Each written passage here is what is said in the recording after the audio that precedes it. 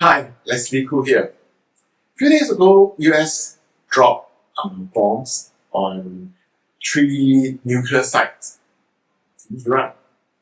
And thereafter, US say that Iran and Israel will cease fire. They don't fight each other anymore, and they will talk about peace agreements, so on and so forth. But on the same day, a few hours later, Israel said that Iran violated the ceasefire agreement and they are not going to stop fighting Iran.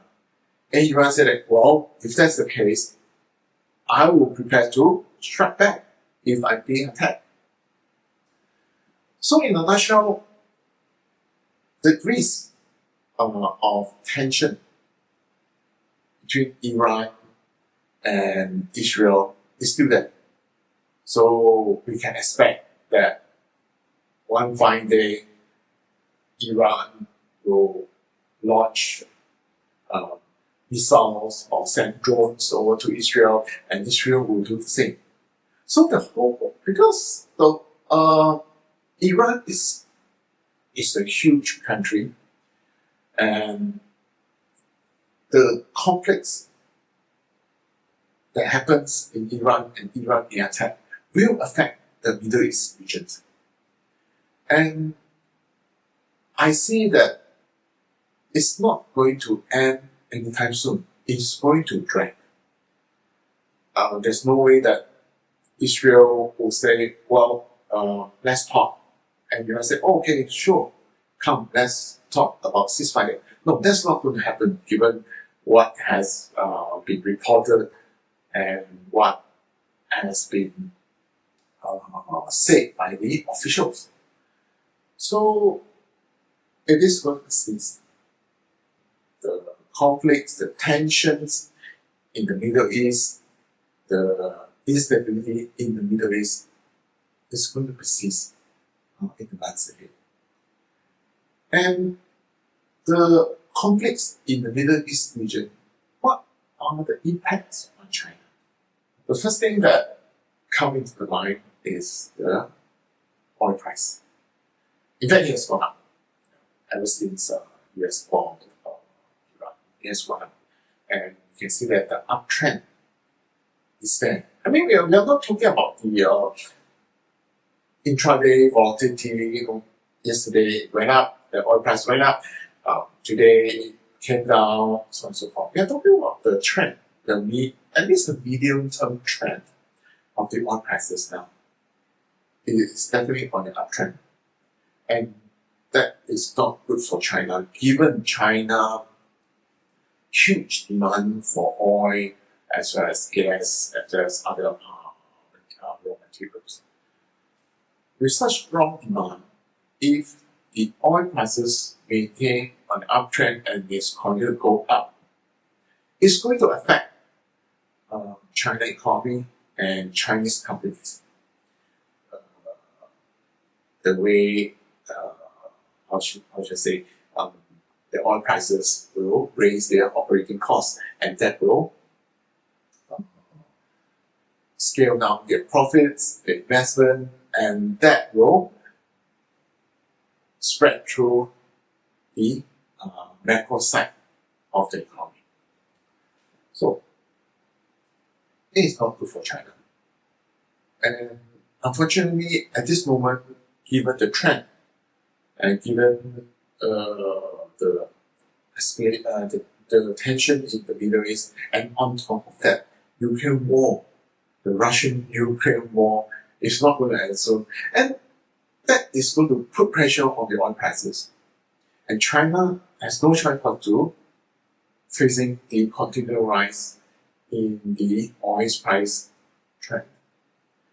And now, if somebody asks me, will oil prices going to hit $100 per barrel? Of course.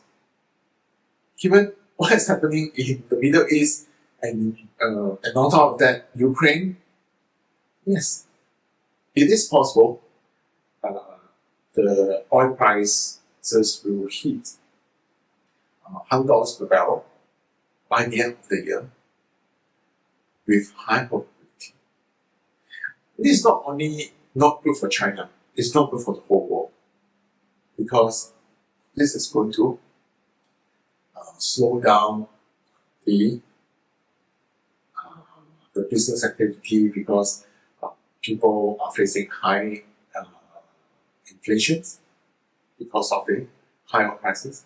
So, in the whole, from history, we know that when prices continue on an uptrend, and it is too fast, when the economy and the consumer sentiment cannot adjust as fast, it is going to be a disaster. And China, even with its firm economic fundamentals, the pain is going to be felt. There is no choice about that. And the second thing about continued tension in the Middle East is the Belt and Road Initiative. As you can see, the Belt and Road Initiative, I mean, if we don't look at the train services, the China-Europe freight train service in Russia, that's the top side. We look at the lower part, where the tracks go from China to Central Asia to Middle East, and then Europe. This CEFT, as we call it, I mean, how should I say? They bring the goods from China all the way to the other end and hit Europe. And Europe goods also can be brought from that side all the way to China. So it creates a tremendous trade flows from the east to the west. But now, if the tension in the Middle East, the military risk high, no one will dare to go through send the trains, the cargo through the Middle East region. So that means it's blocked. China goods can only reach via this CEFT service. Can we reach Central Asia? It cannot go through Middle East, and therefore we can reach Europe. Well, European goods cannot go through Middle East, and hence it cannot reach Central Asia and China. This will create a blockage on the trade flows between the East and the West. And this is not good for the economy along, for the countries along the way, along the countries along this CFT tracks. So this is the second pack, and it's not very good, and that will hammer the China Belt Road Initiative. And what is the third impact? For this third impact is, I think that is more on a positive note, because let's start from the bombing. US bombed Iran because Iran refused to talk about the nuclear facilities. And they said, well, okay, if you don't want to talk, I will hit you. And they did.